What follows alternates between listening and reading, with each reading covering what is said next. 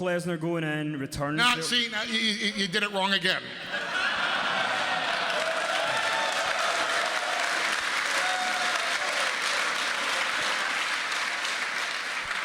It's not a happy name. It's not.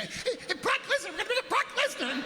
It was Mark Hunt versus Brock Lesnar. It's not Brock Lesnar. It's not here to denote happiness. I said this the day after the streak was conquered. My client is not here to put smiles on the faces of the audience. My client is here to shock the universe and put tears in the eyes of children. And when you have someone that is that level of a beast, of a conqueror, his name is not Brock Lesnar. His name is Brock Lesnar!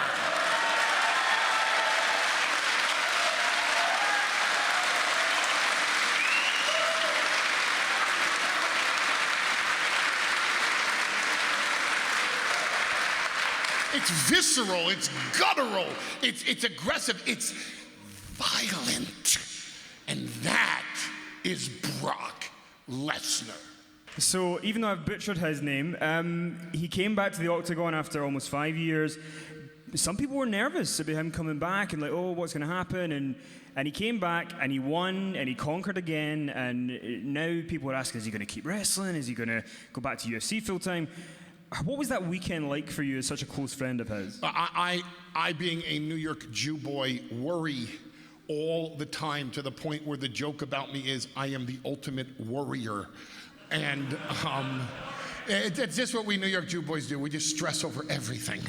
And Brock in a fight with a 300-pound Samoan that has to cut weight to make 265, who has one-punch knockout power, and perhaps the best one-punch knockout power in the heavyweight division of UFC, and superior takedown defense, and the highest ratio of blocking and stuffing takedowns of any heavyweight in UFC. That's a scary proposition.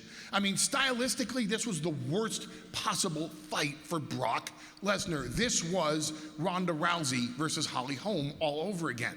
Just, if you match up the styles, this is just a nightmare scenario. And it's exactly what Brock wanted. He wanted to test himself to the utmost of UFC's ability to test Brock Lesnar. So what was it like for me?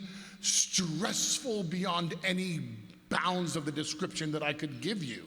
And once again, he just showed why he's a once ever athlete, and that everything that I say about him is sans embellishment or exaggeration. Everything, I have the easiest gig in the world. I talk about someone that I genuinely, legitimately believe in. And everything I say about Brock Lesnar, I actually mean. He is a once-ever athlete. He is the only athlete to hold the NCAA Division I Heavyweight Championship, the UFC Heavyweight Championship, the WWE Heavyweight Championship. We could even throw in the IWGP Heavyweight Championship. These are accomplishments that no one else has ever achieved, and there's a reason for it, because he's a once-ever athlete. He is truly unique.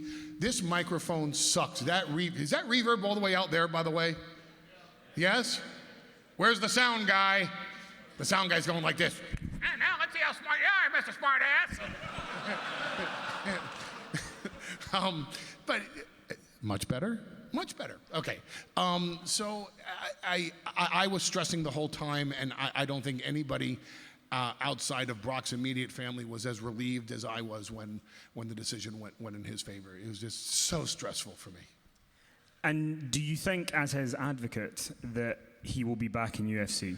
Well, Brock addressed that question in the post-fight press conference, which was all Brock's, and his answer was Brock Lesnar will do what Brock Lesnar wants to do.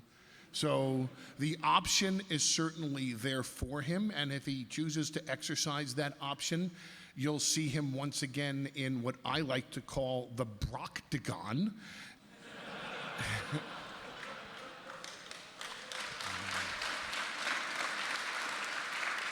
And since UFC has been sold for $4 billion, if they try to use that word, I've already trademarked and copyrighted it myself. And if he chooses not to, then he won't.